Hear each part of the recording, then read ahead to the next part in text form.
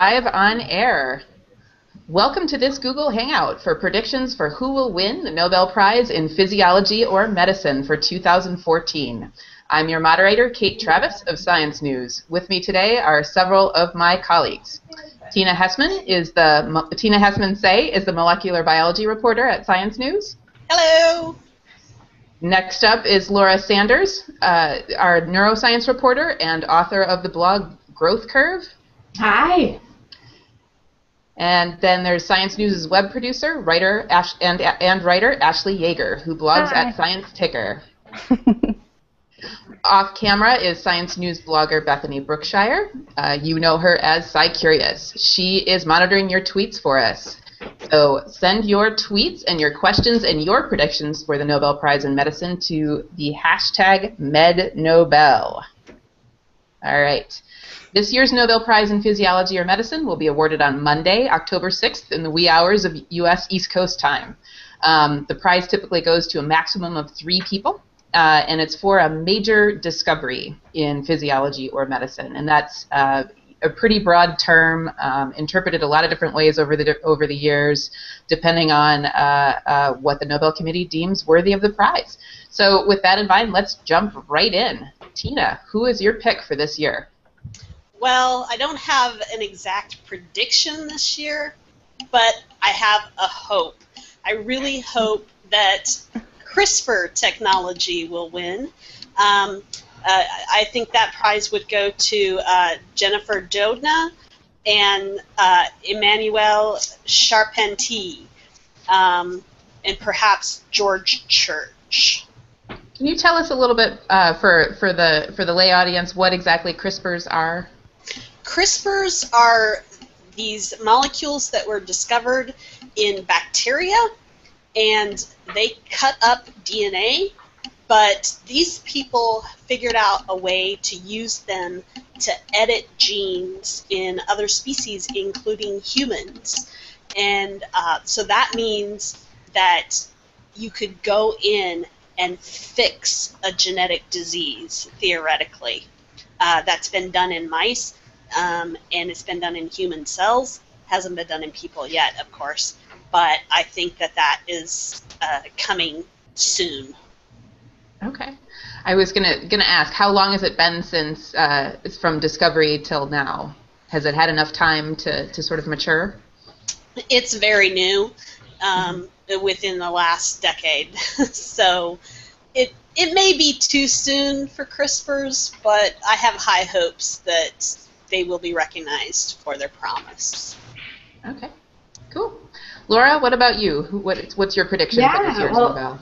I have to bring an obvious brain bias into the horning in on the Physiology and Medicine Prize, but I think that the deep brain stimulation for Parkinson's disease is ready for recognition. It's a really promising technique. It relies on sticking electrodes pretty deep into the brain and stimulating neurons in there. And it's shown a lot of promise and might help a lot of people. Right now it's in over 100,000 people, and I think those numbers are going to keep growing. And I think the technology itself is going to be really widely applicable to other diseases like anxiety and depression. So I just see a lot of potential for it. Okay. Yeah.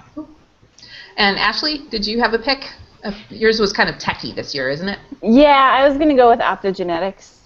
This is a technique that uses light to control neurons. In 2010, it was the method of the year for Nature Methods, and it was highlighted in Science as a breakthrough of the year. And in 2013, scientists used it to make mice that were full keep eating and make hungry mice not want food. And just recently in August, there was a study where scientists could reverse good memories to bad memories and bad memories to good memories in mice. Laura wrote a lot about this, so she can probably chime in on who the key players are. But I was going to say the team from Sloan Kettering and the group from UC Berkeley would probably be at the top of the list for creating the technique. Very cool. I think the Stanford researcher would be actually the guy who would win. I'm blanking on his name right now. Carl Dijsselhoff. Carl Dijsselhoff, yes. Yeah, I think he's done a ton of the pioneering work, and then Ed Boyden at MIT also is one of the pioneers there. And I think optogenetics is a really interesting case because it involves genetically modifying something. So it's really unlikely that a person would ever have their genes modified in a way that their neurons would respond to light. But the technique in mice and other animals, it tells you these really amazing, intricate things about how the brain works. And that just opens up a ton of possibilities for other treatments. And, it's just a huge untapped potential when we can understand things like on that detailed level. So, yeah, I think it makes a compelling argument for a prize.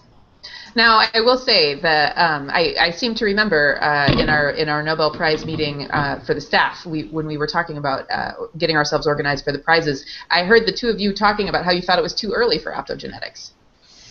It is a little early for optogenetics, and I think it's more likely to win the chemistry prize than the medicine prize because the engineering of these molecules so that you can turn on and off neurons is really fascinating, and so I think that has a better shot of winning the chemistry prize. And it might not be too early to win the chemistry prize, but it's probably too early for the medicine prize because it hasn't yet shown its medical potential. Tina, do you think it's too early for CRISPR?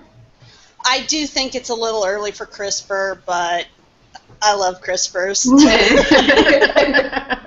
Who you want to win. That's who I want to win. All right. So Tina, you also had another one besides who you want to win. You had another one who you wanted to win who might actually, that it's a little bit more a little bit further along, and that was nuclear receptors. Nuclear hormone receptors. So 2 years ago, I predicted that nuclear hormone receptors, which are things like estrogen receptor, would win. I thought it would win the chemistry prize, and I actually wrote the complete story, picking the winners, and I was like ready to go when they made the announcement, and then they picked the wrong receptors.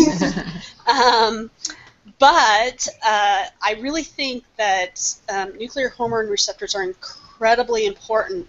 So these are things that respond to things like I said, estrogen, testosterone, all sorts of things like that. They have important roles to play in cancer, in human growth and development, in just in the way the body works. And Pierre Chambon would be the guy who should definitely win, and Ronald Evans. Everybody thought that another guy, Elwood Jensen, would have been in on the prize, but he's died, and they don't award the prize posthumously. So it would be definitely those guys, and perhaps one other person, but they're sort of running out of time to award it to nuclear hormone receptors. Now, I will say that was actually I have some partners in crime at other magazines who had other Google Hangouts for physics and for chemistry, and Pierre Chambon and Ron Evans was Carmen Drall's pick at Chemical and Engineering News for the chemistry Nobel. We see this a lot. We end up banding about different the same names for different prizes. Do you think, is that going to be a trend or something that we'll see more of with prizes getting more interdisciplinary? Definitely, and as I think that there may be fewer frontiers in chemistry than there are in molecular biology, and I think something like half of the last 10 chemistry prizes have actually gone to molecular biologists. And that's something that's a little irritating for the poor chemists. But yeah. Yep, in the physics hangout just a couple hours ago, they were talking about how physics sometimes takes chemistry too. So yeah, we all feel sorry for chemistry. Yeah. All right. What are some of the prizes that are kind of like the predictors of the Nobel? Like what can we look to know what's the kind of the top of the line for top research and where to look to for possible Nobel contenders? So I always look to the Lasker and the Gardner prizes. Those two are really the prize that you win before you win the Nobel. And there's a number of things that are on the Lasker and Gardner list that have not yet won the Nobel Prize that I think are really due. For instance, molecular motors. So these are tiny little motors that carry around things inside the cell and are absolutely necessary for cells and, of course, so then for your body to function. And I think that Michael Sheets, James Sputich, and Ron Vale would be the guys who would take that prize. And that's the prize that cell biologists have all been waiting for. And again, that could be one that could win the chemistry prize as well as the medicine prize. What else do I have on my list? Chaperones, which are proteins that help other proteins fold correctly. These have turned out to be really important for things like Alzheimer's disease and all kinds of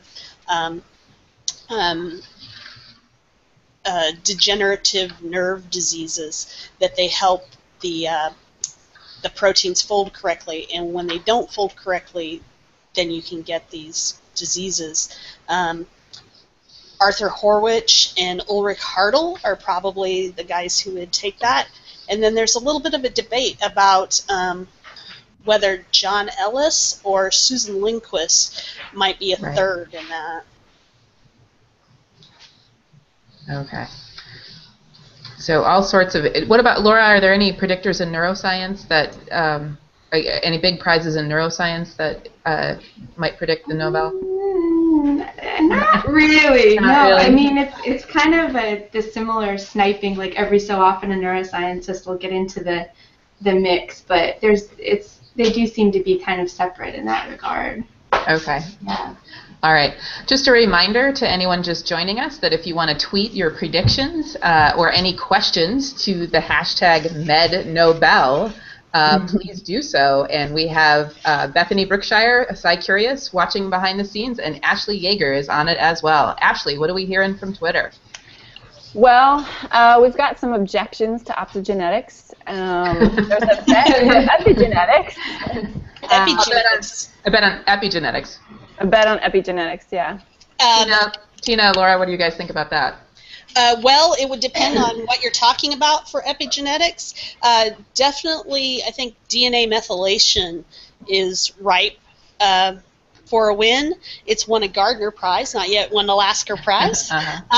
Adrian Peter Bird, Howard Cedar, and Aaron Raisin would probably be the winners there in showing that DNA methylation is really important for determining when and how strongly genes are turned on, and that can affect all sorts of things in the body. And then there also might fall under the epigenetic heading is microRNAs. I don't know that could win the medicine prize at this point because they really haven't been proven in any sort of medical way. But these are very tiny little snippets of RNA that help control how much protein gets made in a cell. So that has lots of implications. And especially for cancer and things like that, and people are experimenting with ways to block these little RNAs in order to reverse certain cancers or treat other conditions. But it's still pretty early. But Victor Ambrose and Gary Ruvkin would probably be the winners if microRNAs were selected. Yeah, I think that the epigenetics idea is really interesting, especially when you contrast it with, just earlier we were talking about the influence of the Human Genome Project and how influential and important that project was. And it turns out there's this whole nother layer of information that we didn't really know about. And just that discovery is a very powerful reminder of how far we have to go and how complicated these systems are. Okay. Cool.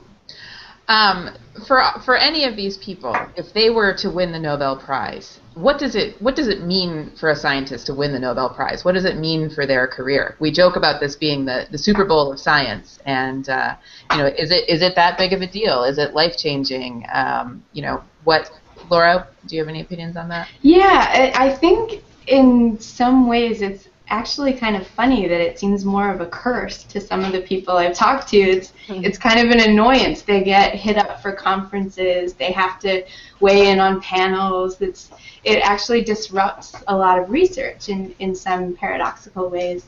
But on the other hand, they probably have a little bit better chance of getting their grant funded. So it's probably a win, I would say, overall. Yeah.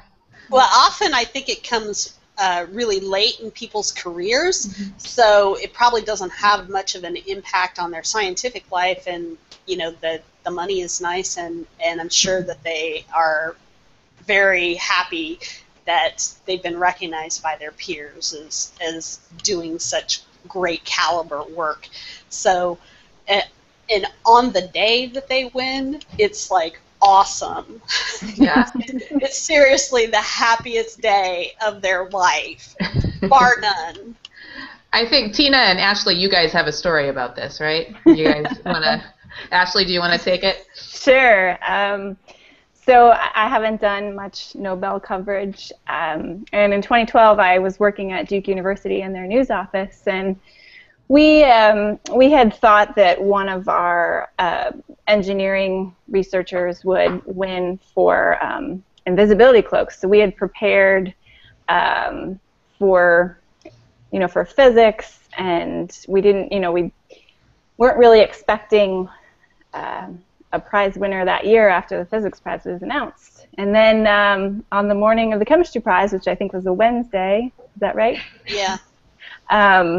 It was about 6 in the morning, and I had gotten up and I was going to go for a run, and I got a text message from Tina, who I hadn't heard from since I was an intern in a couple of years, and she was asking if she could get an interview with Robert Lefkowitz. So I was like, okay, sure, I'll see what I can do about that.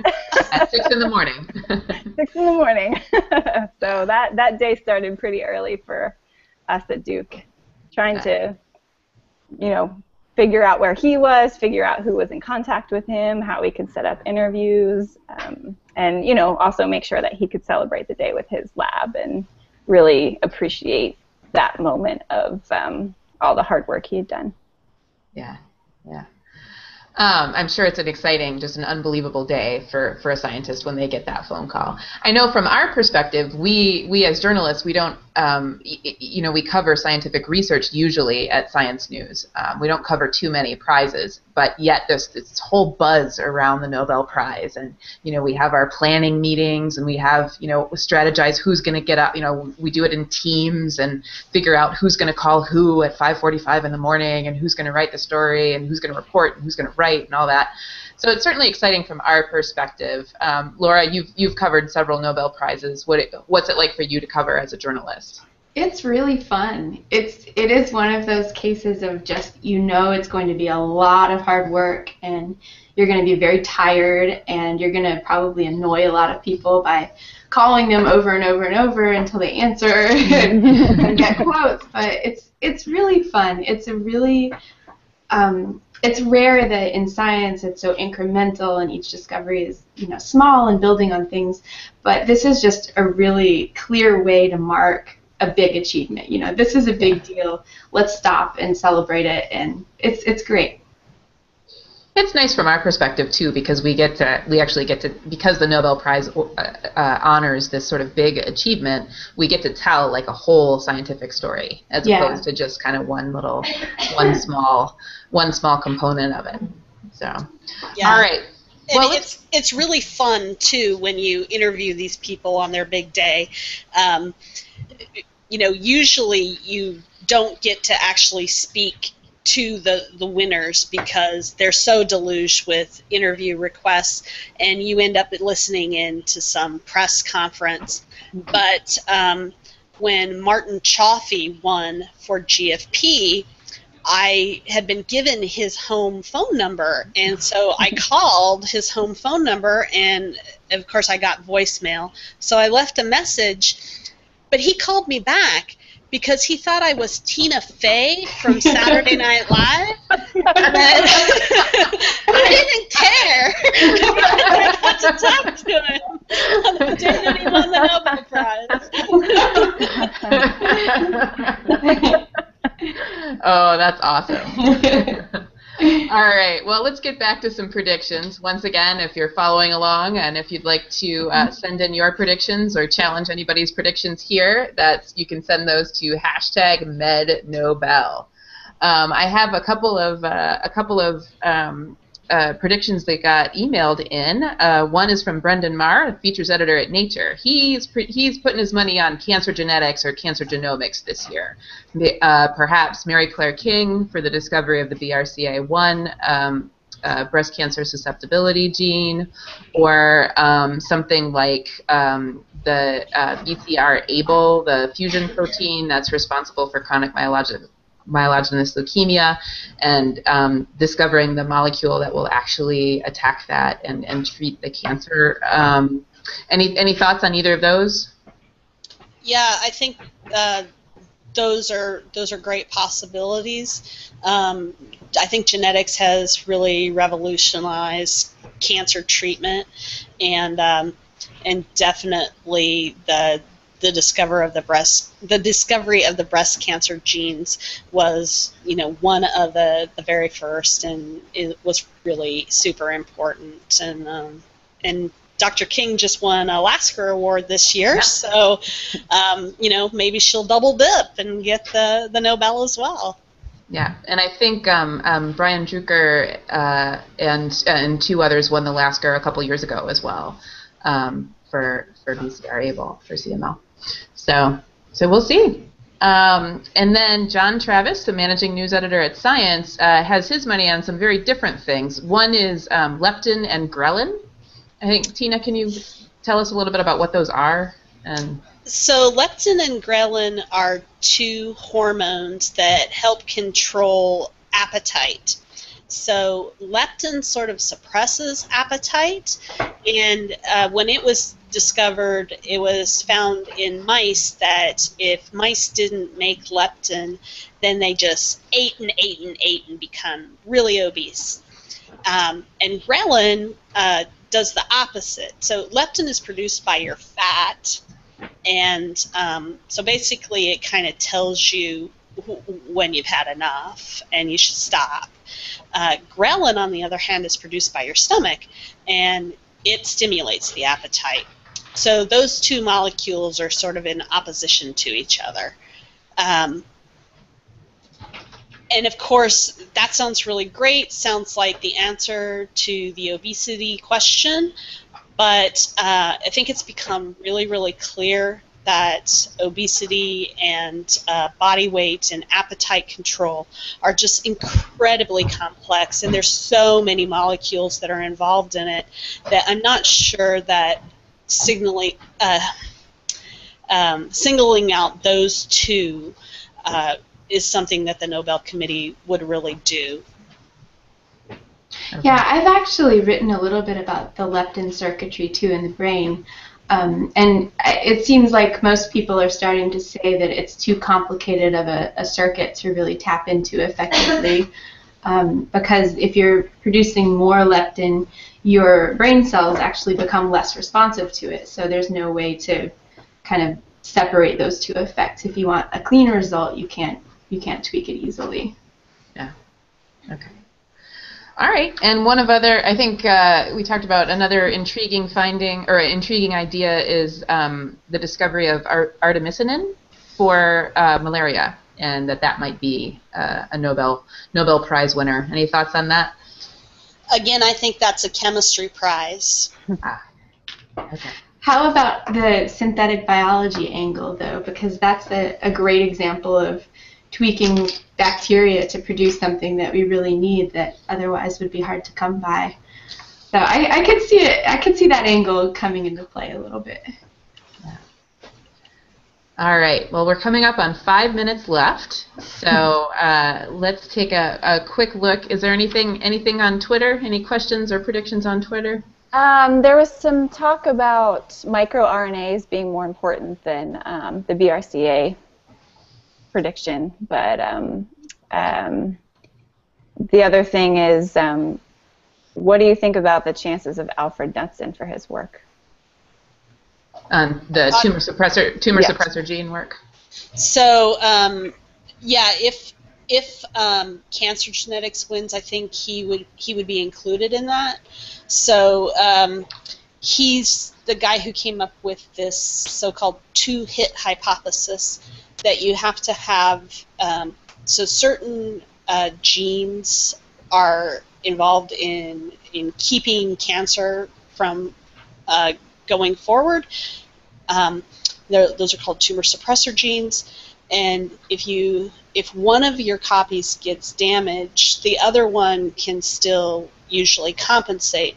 So his idea was that you might have a mutation in one of them, but if the other one was okay, you'd be fine until something happened to you. You got into radiation or some chemical exposure or something that would then damage that second gene, and then you would develop cancer. So I think that was a fundamental idea and finding in the cancer genetics field that would be important to recognize.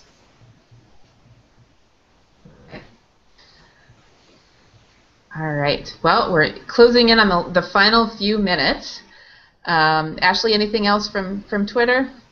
Nope. I mean, people are just going back and forth about, optogenetics, microRNAs. They have their opinions, which okay. we can talk about later. But it's pretty steady. No big questions over here. All right. Yeah.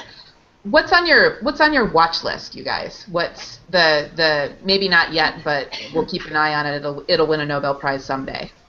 Well, one thing that I'm really looking forward to is when the microbiome is going to win. There's been a lot of fascinating work on the bacteria that live in and on our bodies and how those influence health in all of these very important ways. So I think that's coming up. It also has that angle of there's been a lot of work on childhood malnutrition in developing countries and how the microbiome plays a role there. And so I could see that angle coming into the medicine aspect of the prize.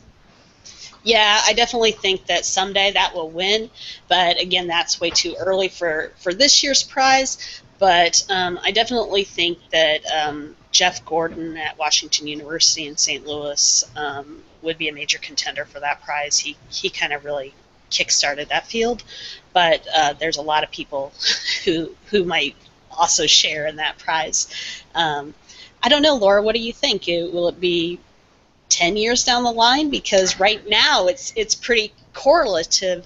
I think another person who could win in the microbiology prize is Stanley Hazen, because he has shown that gut bacteria, when you eat meat, they convert a chemical in meat into another chemical that then promotes hardening of the arteries. And so then you have a very, very clear medical connection between what your gut bacteria are doing and your health. Yeah, and I think what might tip the scales is kind of a change in public health policy in terms of antibiotic use. I think once some of these data become a little clearer to clinicians, they stop prescribing antibiotics so casually, we might see some real differences in epidemiology, and maybe that'll be the tipping point. Well, already we are seeing big differences. There's a stomach bacteria called Helicobacter pylori, and it's known to cause ulcers. Well, in most of the developing world, virtually everybody has this stuff, and so they are more prone to ulcers and stomach cancer.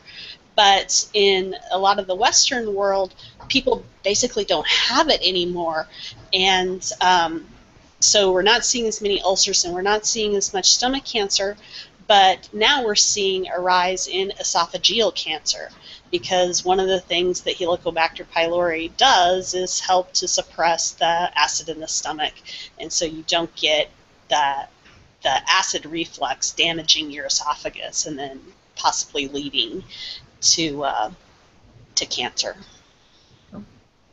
All right. Final question. We're in our last minute. Who's been waiting to get their Nobel Prize for forever, and will this be their year? Bruce Ames, who invented the so-called Ames test, which is to test how mutagenic chemicals are. So you use bacteria to see if a chemical is harmful to your DNA.